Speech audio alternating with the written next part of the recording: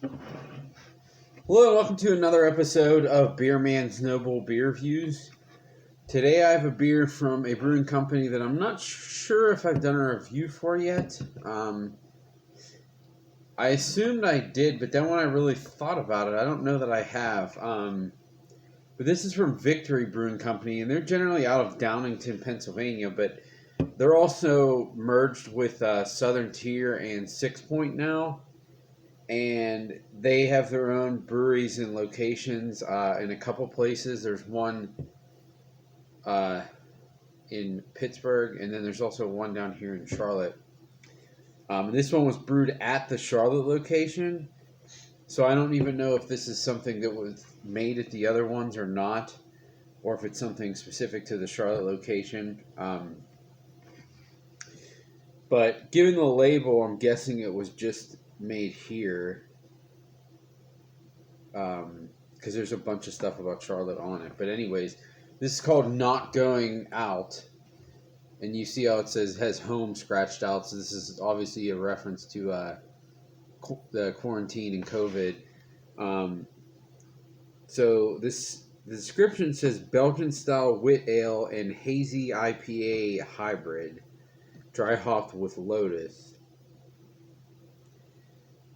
So I got this just because I usually like to try new Victory stuff, and it was something from the Charlotte Victory, and it was just a weird thing, and I liked that it had a reference to what's going on, something I can save for the future. It's 6.4 ABV, so I'm going to crack it open and see what we got.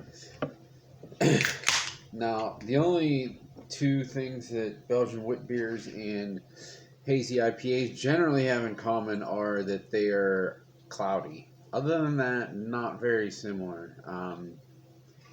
So I'm expecting this to be more on the Belgian wit side than the IPA side. And the funny thing, I say that, and it is like kind of cloudy, but it's not even completely opaque. Like you can still see through it. That's so funny. And it had like a small white head that's gone now.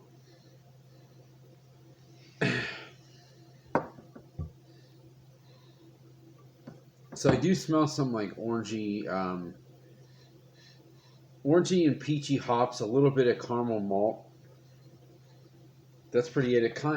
It kind of smells like an older or stale IPA, which I hope isn't really the case when I drink this, but we'll see.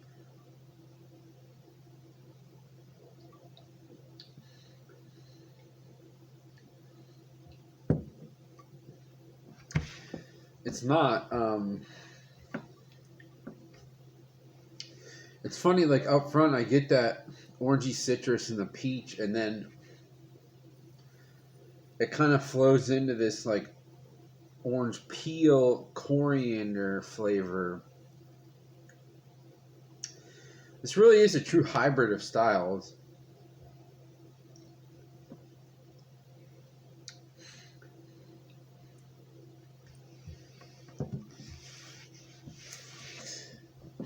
There's something like a little banana-y or estery in it too, which makes sense for the wit on the wit end of it. But it almost has like a vanilla character to it. It's odd, but the hops are also, like I said, I don't really know anything about Laurel. There's something in this that's coming off as like coconutty, which makes me think there's like Sabro in this. Excuse me. Oh, that's really weird. So it just says right on here, the featured Lotus hops. Oh, I said Laurel Lotus. Yeah, I've heard of Laurel hops. I've never heard of Lotus. It says the featured Lotus hops have alluring notes of orange and vanilla, which is what I just described. That's crazy. I mean, I guess that goes to show that I have a relatively good palate, but I just thought that was something coming from the yeast. Huh.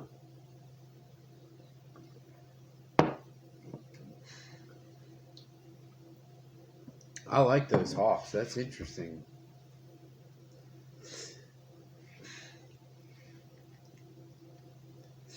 I like to make a beer with like an IPA with those hops Mandarina, Bavaria, and Sabra. I think that would be really interesting.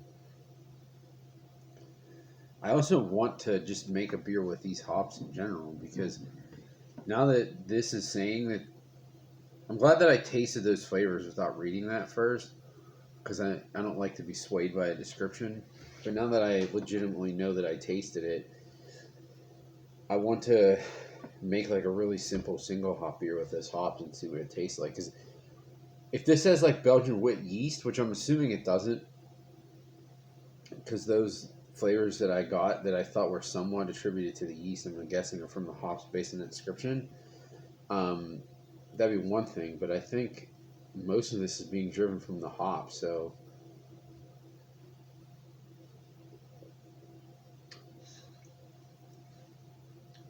if that's the case, I really don't get the Belgian wheat piece of it.